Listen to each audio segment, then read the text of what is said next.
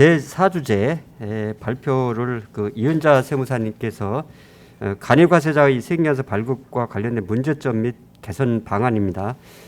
이은자 세무사님을 간략하게 소개를 해주시면은 성균관대학교에서 법박사 학위를 취득하셨고 현재 중부지방세무사의 연수이사, 중부지방국세청 범칙사건심의위원회 의원을 맡고 계십니다. 예, 발제 부탁드립니다. 네, 안녕하세요. 이은자 세무사입니다. 예, 이번에 간이과세와 관련해서 세법이 대폭 개정이 되었는데요. 그와 관련된 몇 가지 문제점을 좀 지적하고 개선 방안을 좀 제시해 보고자 합니다. 개인 사업자의 어려운 경영 여건 등을 고려해서 간이과세의 범위와 납부 의무 적용 범위를 확대하는 반면 세원 투명성 강화를 위해서 일부 간이과세자에 대하여 세금 계산서 발급 의무를 부과하고 간이과세자에게 적용되는 세 공제 제도를 개선하는 등의 부가가치세법 개정이 2020년 말에 있었습니다. 이 개정된 법과 시행령으로 인해서 2020년에 공급대가를 기준으로 21년 7월 1일 이후 재화 용역을 공급하는 분부터 좀 적용을 하고 있고 신규 개업자의 경우에는 21년 1월 1일 이후 개업하는 경우부터 개정된 규정이 적용되고 있습니다. 이렇게 간이과세 적용 범위가 확대되기 전까지 학계에서나 세무사 등 실무 전문가들은 계속해서 부가가치세법의 간이과세를 폐지해야 한다고 주장해 오고 있었습니다. 이와 반대로 이번 개정세법에서는 오히려 간이과세 적용 범위를 확대했을 뿐만 아니라 일부 간이과세자에게 재화용역 공급 시기에 세금 계산서를 발급하도록 강제하였습니다. 이러한 간이과세와 관련한 개정세법의 문제점을 지적하고 합리적인 부가가치세 과세 체계를 위한 적절한 개선 방안을 제시해 보고자 합니다. 우선 두 번째 간이과세 관련 부가가치세법 및 시행령의 개정 내용을 좀 소개했습니다. 우선 첫 번째는요, 간이과세 적용 범위가 확대되었습니다. 직전 연도 공급대가 합계 금액이 8천만 원에 미달하는 개인 사업자는 간이과세를 적용받는다라고 되어 있습니다. 물론 사망에 보시면 부동산 임대업이나 과세 유흥 장소를 경영하는 사업자는 여전히 4,800만 원 미만인 경우에만 간이과세를 적용받을 수 있고요. 그다음에 사항도 신설이 된 게 둘 이상의 사업장이 있는 사업자는 이제 둘 이상 사업장의 공급 대가를 합산해서 이제 8천만 원인지 4,800만 원인지를 판단한다는 내용입니다. 네, 두 번째입니다. 간이과세자에 대한 세금 계산서 발급 의무를 부과했다는 내용입니다. 우선 부가가치세법 36조 1항은 영수증 발급과 관련된 내용인데 이전에 32조에서는 일단 과세되는 재화 용역을 공급하는 사업자는 세금 계산서를 발급한다라고 되어 있고요. 그럼에도 불구하고 36조 1항에서 다음 어느 하나에 해당하면 영수증을 발급한다라고 되어 있는데 그 두 번째 보시면 개정 전에는 그냥 간이과세자 이렇게 되어 있었습니다. 그러니까 개정 전에는 간이과세자가 4,800만 원에 미달했으니 전부 무조건 영수증을 재화용역 공급 시에 영수증을 발급한 반면에 세법이 개정되면서 직전 연도 공급 대가의 합계액이 4,800만 원에 미달하는 간이과세자만 영수증 발급 의무가 있고요. 4,800만 원 초과하면서 8천만 원에 미달하면 일반 과세자와 동일하게 세금 계산서 발급 의무가 부여되는 것이지요. 그리고 두 번째, 간이과세자가 공급한 재화 용역에 대한 매입자 발행 세금 계산서를 허용했습니다. 이거는 일반 과세자와 동일하게 간이과세 세금 계산서 발급 의무가 있는 간이과세자가 세금 계산서를 발행하지 않는 경우 적절한 신청과 허가 절차를 거쳐서 매입자 발행 세금 계산서를 허용하도록 한 규정입니다. 세 번째는 공급받는 사업자의 요구 시 세금 계산서 발급 사업자 범위를 조정했습니다. 그러니까 종전에 그 영수증 발급 의무가 있는 사업자 중에 사업자의 그 최종 소비자를 주로 상대로 하는 일반 가세자가 공급받는 자가 사업자 등록증을 제시하면서 세금계산서 발급 요구를 하는 경우 세금계산서를 발급해야 된다라는 규정에 그 간이가세자이면서 세금계산서 발급 의무가 있는 사업자도 이 규정을 적용받도록 했다라고 이해하시면 되겠습니다. 자세한 규정은 참고해서 보시면 되겠습니다.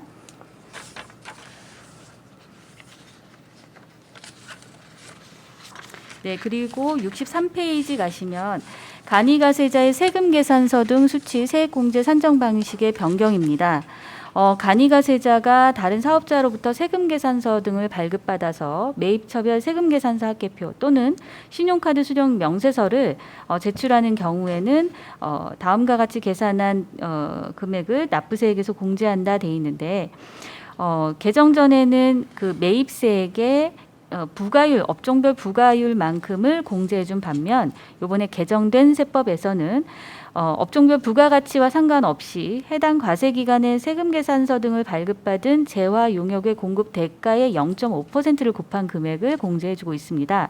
그래서 개정 전 금액과 개정 후 금액을 예를 들어서 비교를 해보면 개정 전에 그 매입세액 100만 원을 부과하고 세금계산서를 수취했는데 이 사업자가 20%의 부가율을 적용받는 사업자라면 20만 원의 매입세액을 납부세액에서 공제받을 수 있습니다.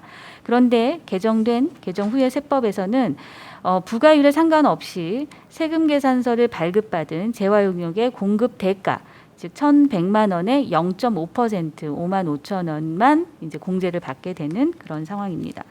그리고 네 번째, 간이가세자에 대한 세금계산서 등 관련 가산세 규정이 보완되었습니다. 간이가세자도 세금계산서를 발급할 수 있도록 되어 있기 때문에 세금계산서와 관련된 가산세 규정이 강화되었고 또 매입세액 공제와 관련해서 또 일부 가산세가 완화된 규정들입니다. 자세한 내용은 참고하시기 바랍니다.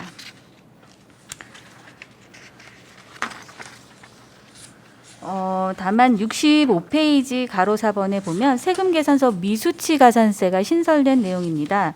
간이가세자가 다음 어느 하나에 해당하는 경우에 다음 각호 구분에 따른 금액을 납부세액에서 더하거나 환급세액에서 뺀다라고 해서 세금계산서를 발급하여야 하는 사업자로부터 재화용역 공급받고 세금계산서를 발급받지 않으면 공급대가의 0.5% 등의 미수치 가산세를 부과하도록 하고 있습니다. 네, 그리고 66페이지 5번 보시면 간이가세자에 대한 납부 의무 면제 금액이 상향됐는데요. 간이가세자의 경우 해당 과세기간에 대한 공급대가 합계액이 4,800만 원에 미달하면 납부 의무를 면제하게 됩니다. 자, 위와 같은 간이가세와 관련된 개정 세법의 문제점을 보도록 하겠습니다. 부가가치세는 소비에 대해서 과세되고 세금의 부담을 최종적으로는 소비자가 하는 납세자와 담세자가 일치하지 않는 그 간접세입니다. 사업자는 부가가치세가 과세되는 재화, 용역을 공급하고 그 대가를 받을 때 부가가치세를 같이 받습니다. 이걸 우리 거래징수라고 하죠. 이렇게 거래징수한 세금은 보관하고 있다가 부가가치세 신고 기한이 되면 신고하고 납부합니다. 물론 매입세액과 기타 세액공제를 매출세액에서 차감하고 납부를 하긴 하죠. 어쨌거나 부가가치세는 최종적으로 재화 용역을 소비하는 소비자가 그 가격에 포함해서 지불하고 그 재화 용역을 공급한 사업자는 재화 용역의 대가로서 소비자로부터 받은 금전에서 해당 사업자 본인이 제공한 재화 용역의 대가, 즉 공급 가액만 본인이 갖고 본인의 그 수익 금액이 되는 것이고 부가가치세액은 과세관청에 납부하게 됩니다. 이런 부가가치세의 본질적 과세 측면에서 보면 사업자의 부가가치세 부담의 완화라는 개념은 옳지 않은 발상이라고 봅니다. 부가가치세를 과세관청에 신고하고 납부하는 것은 사업자이지만 이 사업자는 공급받는 자로부터 거래 징수한 세금을 납부하는 것이고 해당 재화 용역에 대해서 부가가치세는 최종 소비자가 실질적으로 부담하는 것이기 때문입니다. 그리고 또 한 가지 우리나라 부가가치세는 전 단계 매입세 공제 방식에 따라 다단계, 즉 거래되는 단계마다 과세되고 있습니다. 이때 중요한 것이 세금 계산서이죠. 밑에 산식에 보듯이 우리나라는 부가가치세를 직접 계산해서 거기에 부가가치 세율을 적용하는 직접적 과세가 아닌 사업자가 공급한 공급 가액에 부가가치 세율을 적용해서 매출세액을 계산하고요. 이걸 납부세액이라 하지 않잖아요. 예, 이걸 매출세액이라고 하고 자기 사업과 관련해서 공급받은 재화 용역의 매입세액을 차감해서 그 차이를 납부하게 됩니다. 그러면 사업자 본인이 창출한 부가가치에 대해서만 세금을 부담하는 그런 간접적인 효과가 있죠. 이런 부가가치세의 기본 과세 방식을 모든 사업자에게 적용하는 것이 하게 되면 소규모 영세 사업자에게 과도한 납세 협력 의무 그리고 불필요한 과세 행정이 발생하는 불합리한 점이 발생하게 됩니다. 이러한 것을 완화하고자 업종과 지역 그리고 범위 등을 정해서 간이가세를 제한적으로 허용해서 적용하고 있었습니다. 그런데 간이가세의 적용 범위를 확대하고 또 일부 간이가세자에게 세금 계산서의 발급을 허용한 개정된 부가가치세법은 부가가치세법의 근본적인 개념과 전 단계 매입세 공제 방식에 의해 과세되는 과세 논리에 혼란을 야기하는 불합리한 개정이었다라고 판단이 됩니다. 따라서 개정세법이 그대로 시행되는 경우에 우려되는 몇 가지 문제점을 지적하고 그 개선 방안을 좀 모색해 보고자 합니다. 우선 첫 번째입니다. 그 전 단계 매입세 공제 방식의 부가가치세 과세 체계의 훼손입니다. 우선 보시면 간이가세는 전 단계 매입세 공제 방식으로 과세하는 지금 현행 부가가치세 과세 체계를 방해하는 과세 유형인데요. 왜냐하면 앞에서도 잠깐 말씀드렸지만 세금 계산서를 발급하지 않고 간이가세자는 그리고 납부세액도 대략 간편하게 계산해서 납부하는 방식이죠. 그런데 첫째, 재화 용역의 공급 대가가 4,800만 원은 넘지만 8천만 원에 미달하는, 즉 개정 전에는 이 법이 개정되기 전에는 일반 가세자에 속했던 사람은 사업자는 부가가치세 10%를 거래 징수하고 세금 계산서를 발급하고 하며 매출세액으로서 납부하는데 개정 후에는 이 사람이 간이가세자가 되어서 여전히 세금 계산서 발행하고 거래 징수는 하지만 이 그 세금을 전부 납부하지 않고 그 공급 대가의 업종별 부가가치율을 적용한 금액에 대해서 10%만 매출세액으로서 납부하게 됩니다. 그리고 둘째, 간이가세자의 경우 개정 전에는 공급 대가의 업종별 부가가치율을 적용한 금액의 10%를 매출세액으로 한 것에 대응해서 세금 계산서 등을 수취한 매입세액에 대해서도 업종별 부가가치율을 적용한 금액만큼을 매출세액에서 공제했습니다.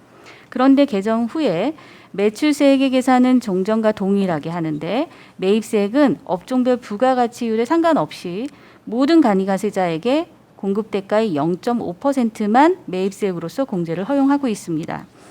따라서 위 두 가지 이유로 간이가세자의 매출세액과 공제받는 그 매입세액이 적절하게 대응되지 않음으로써 세법이 개정되기 전에는 일반 가세자로서 전 단계 매입세액 공제 방식으로 적절하게 부가가치세가 과세되었을 사업자, 그러니까 4천만 원 초과되면서 8천만 원에 미달하는 사업자들이 간이가세자가 되면서 거래징수당한 매입세액을 매출세액에 대응 등에 공제받지 못함으로써 누적과세 또는 이중과세가 발생하게 된 그런 불합리한 결과가 초래하게 되는 것입니다.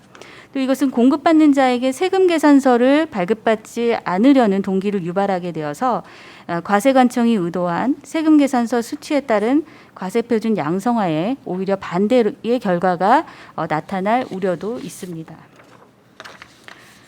두 번째, 납부세액 계산의 불균형입니다.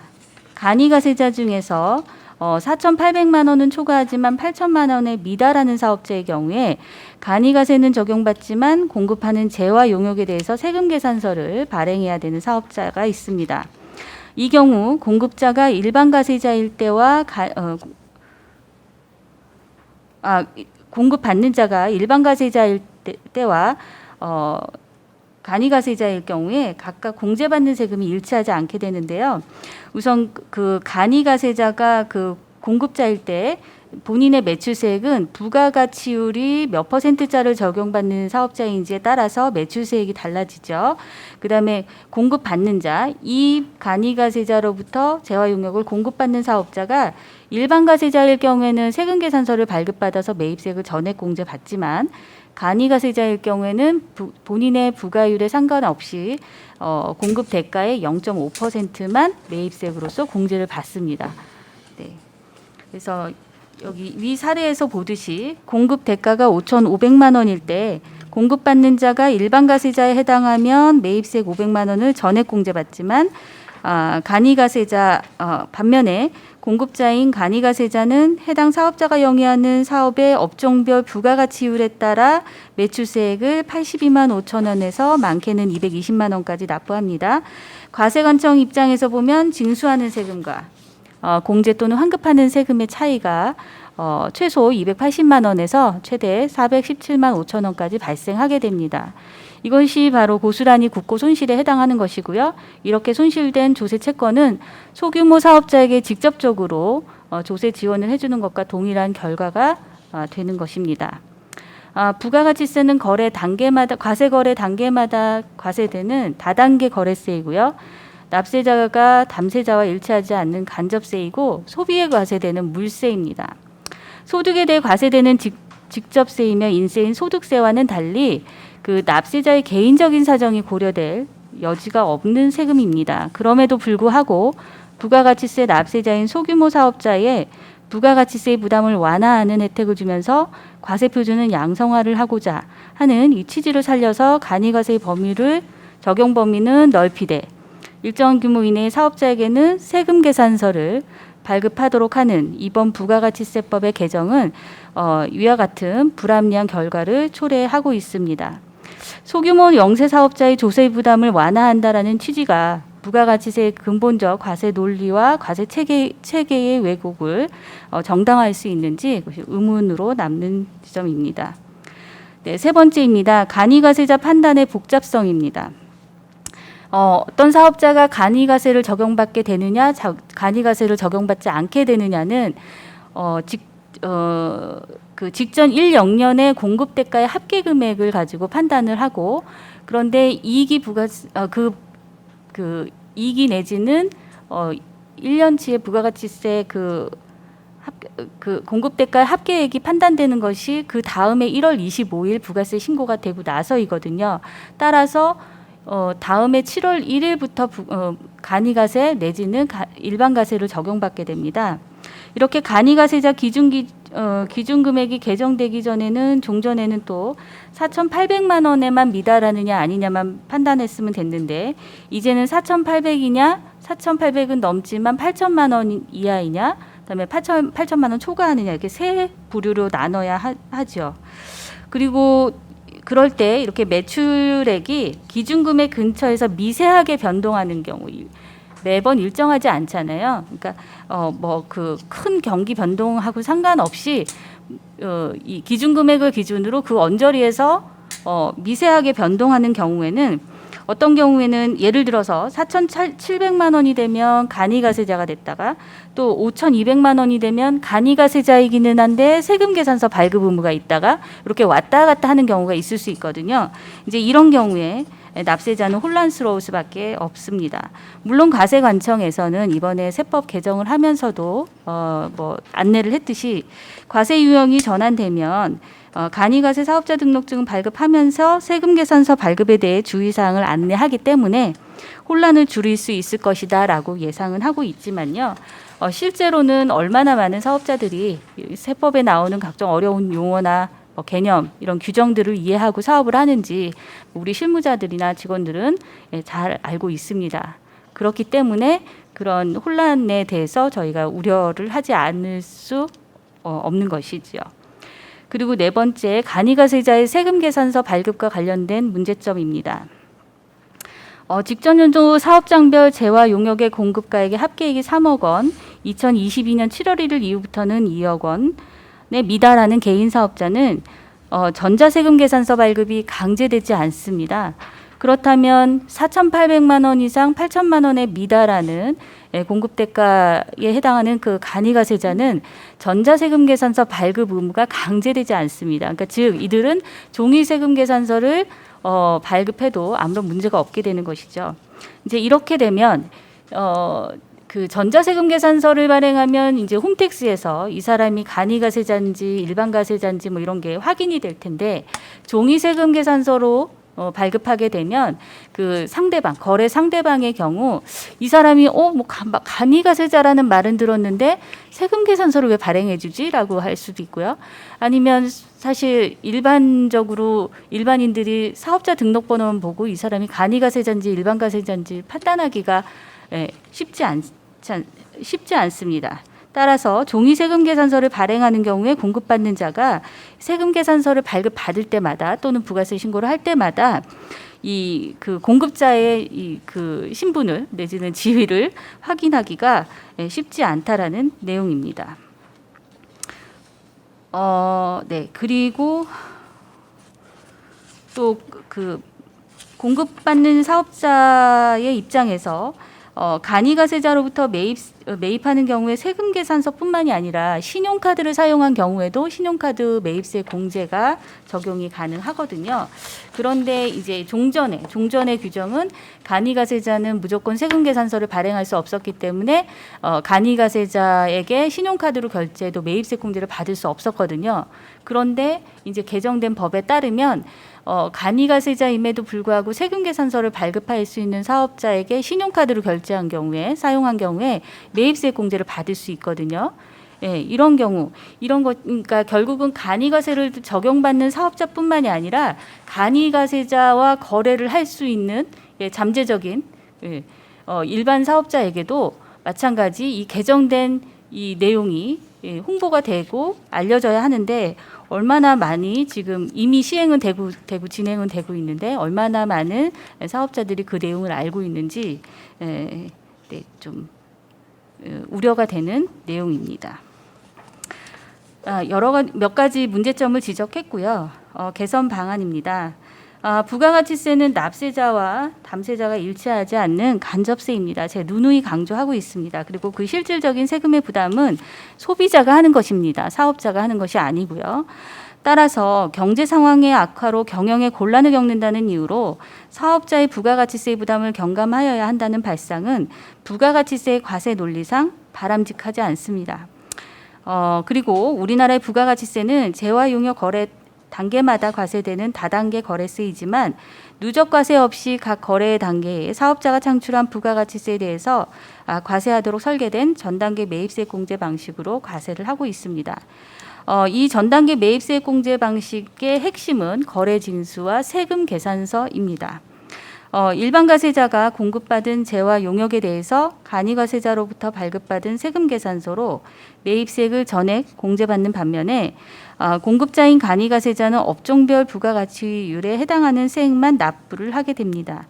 이러한 과세 불균형은 전단계 매입세 공제 방식으로 과세하는 현행 부가가치세법의 그 정상적인 작동을 방해하게 됩니다. 뿐만 아니라 간이가세자가 발급하는 세금 계산서에 의해서 공급자가 납부하는 세액보다 공급받는 자가 공제받는 세액이 더 큰 과세 불균형도 발생하게 되는데요. 이러한 것은 세금 계산서 자료상에 의해서 실제 재화 용역의 거래 사실과 다른 거짓 세금 계산서를 발급하여 고의로 세금을 면탈하는 방편으로 활용될 우려도 고려해 볼 수 있습니다. 그리고 간이가세자는 매입세액에 대해 개정 전의 규정보다 공제를 더 적게 받게 되어서 오히려 세금 계산서가 발급되지 않는 거래를 더욱 선호할 우려조차도 있습니다. 이렇듯 부가가치세법의 예외적인 과세 유형인 간이가세를 적용받는 사업자에게 세금 계산서를 발급하도록 하는 것은 이 세금 계산서의 거래 질서를 문란하게 해서 부가가치세의 정상적인 과세를 훼손하는 결과를 초래하고 있습니다. 따라서 간이가세 적용 범위를 확대하면서 일정 규모 이상의 간이가세자에게 세금 계산서를 발급하도록 한 이번 개정세법의 규정은 삭제되어야 하지 않나라고 판단합니다. 다단계 거래세인 부가가치세를 전단계 매입세 공제 방식을 통해서 누적과세 없이 효율적으로 과세하겠다라는 과세 시스템과 최종 소비자가 부담하는 부가가치세의 납세자 중에서도 소규모 자영업자가 납부하는 부가가치세의 경감이라는 양립할 수 없는 서로 다른 가치인 것입니다. 그 소규모 자영업자의 조세 부담을 완화한다라는 측면에서는 사업자의 소득에 대해서 직접 과세되는 소득세 내지는 법인세를 공제 감면해주는 혜택을 좀 더 보완하거나 강화하는 것이 더 효과적일 것으로 판단이 됩니다. 그리고 또 한 가지 예를 들면 지금 코로나19 같은 지금 굉장히 큰 충격에 대해서 자영업자들이 큰 경영에 있어서 곤란을 겪고 있는데 이와 관련해서 작년에 2020년에 한시적으로 소규모 사업자 부가가치세 감면 혜택을 줬던 것이 있습니다. 그런 그 감면 규정을 조특법에 규정되어 있는 이런 감면 규정을 연장해서 적용한다든지 그런 것도 고려해 볼 필요가 있지 않나 생각합니다. 이상입니다. 네, 이은자 세무사님 발표 잘 들었습니다. 네 가지 주제 발표를 마치겠습니다. 회원님들의 다양한 의견과 토론을 들었으면 좋은데 이 집합 금지라 많이 아쉽습니다. 오늘 참석해 주신 고은경 부회장님하고 한군찬 연구이사님이 계신데요. 혹시 의견을 줄 거 있으시면은 좀 말씀해 주시죠. 이렇게 우리가 조세 포럼을 세무 포럼을 통해서 특정 그 주제를 가지고 조금 더 심도 있게 연구를 하다 보니까 어떤 문제가 있는지에서부터 개선 방안까지 이렇게 도출할 수 있어서 정말 유용한 그 자리가 된 것 같고, 이런 형태의 포럼, 세무 포럼은 매년 계속 됐으면 좋겠다라는 생각을 오늘 여기 참석해서 이 주제 발표를 들으면서 많이 느꼈고, 정말 바람직한 방향이었다고 생각하고요. 이 내용에 대해서 우리 회원들께도 전체를 좀 요약해서 내용을 알리고 또 언론에도 홍보를 통해서 세법 개정안에 대한 문제점과 개선 방안을 이렇게 연구하고 있다는 것을 알리는 것도 좋은 방법이라고 생각합니다. 네, 부장님 고맙습니다. 혹시 연구이사님 혹시 말씀하실? 네, 연구사인데 내용을 보니까 오늘 여러 가지 주제에 대해서 매우 아주 자세하게 분석을 해놓으셔가지고 앞으로 우리 조세연구팀에서 세법 개정에 관한 이 내용을 적극적으로 반영을 해서 불합리한 이 제도가 좀 없어지게끔 최선을 다하도록 하겠습니다. 네, 수고하셨습니다. 마지막으로 회장님께서 의견을 한번 주십시오. 세미나를 포함해서 오늘 포럼 같은 이런 것들도 충분하게 우리가 이제 세무사 회원들은 물론 모든 납세자들에게도 이렇게 전달이 될 수 있을 것 같다는 그런 생각을 갖고, 아까 우리 김두천 그다음에 김선명, 우리 방범권, 이은자 세무사님 네 분께서 이렇게 말씀하시는 부분들에 대해서 우리가 이제 문제점을 지적을 이렇게 해서 하고 개선 방안도 논의했지만, 이런 부분들은 우리가 좀 더 나은 선제적인 그런 의견들을 먼저 제시하는 것도 한국세무사회에서 해야 될 일이다, 저는 이렇게 생각을 하고, 오늘 자장을 맡아주신 이강호 세무사님께도 감사드리고, 앞으로도 이런 부분들은 이번에 지난해 10월부터 시작한 것이 이번에 12회까지 이렇게 됐지만, 매월 좋은 그런 성과들을 내므로 인해서 다른 그런 연구기관이나 학회에 우리가 모범적인 그런 사례들을 많이 만들어 갔으면 좋겠다는 그런 생각을 오늘 네 분의 말씀을 들으면서 생각을 했습니다. 감사합니다. 네, 회장님 고맙습니다. 참석하지 못하신 회원님들의 뜨거운 반응을 댓글로서 이렇게 또 표시를 해주시는데요. 몇 가지만 제가 소개를 좀 해드리겠습니다. 우리 한국세무사회에서 신경을 많이 썼다, 이런 말씀을 해주셨고요. 발표하신 분들께 감사하다. 세무사의 변화 너무 좋다. 좋은 발제 감사하다. 이렇게 또 의견을 제시를 해주셨습니다. 오늘 포럼은 그 한국세무사의 그 최초로 정부의 그 세법 개정안에 대한 평가에 대한 의견을 제시하고 이에 대한 개선 방안을 제시를 했습니다. 매우 의미가 있다고 생각이 됩니다. 오늘 발제를 해주신 김두천, 김선명, 방범권, 이은자 세무사님께 감사드립니다. 또한 시청해주신 회원님들께 감사드리며 앞으로 더 좋은 주제를 가지고 회원 여러분을 찾아뵙도록 하겠습니다.